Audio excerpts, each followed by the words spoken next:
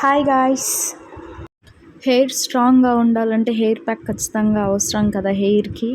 అందుకే ఈరోజు నేను హెయిర్ ప్యాక్ చూపిస్తాను ఎలా చేసుకోవాలో ఇంట్లో.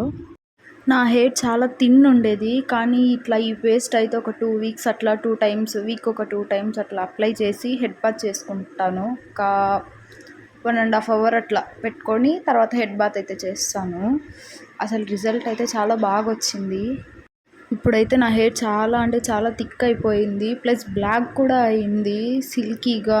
ఇంతకుముందు అయితే నాది ఫుల్ రింగులు జుట్టు, ఇప్పుడైతే కొంచెం స్ట్రైట్గా బాగుంది, స్మూత్గా సిల్కీగా సూపర్గా ఉంది. ఫస్ట్గా మందారం ఆకు తీసుకోవాలి, తర్వాత గోరెంటాకు ఎందుకంటే హెయిర్ అనేది చాలా బ్లాక్గా కనిపిస్తుంది. మందారం ఆకు అయితే చాలా సిల్కీగా వస్తుంది హెయిర్, అందుకే అది వాడుతున్నాను. తర్వాత అలోవెరా ఏంటంటే అది కూడా సిల్కీగా హెయిర్ స్మూత్ అవ్వడానికి చాలా యూస్ఫుల్ అవుతుంది. వేపాకు అయితే చాలా చేదుగా ఉంటుంది, అది మనం మెడిసిన్స్లో కూడా చాలా యూస్ చేస్తారు.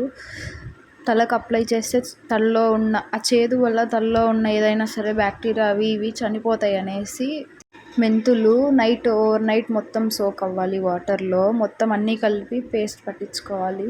ఆ పేస్ట్ని తలకు మొత్తం బాగా అప్లై చేసుకోవాలి.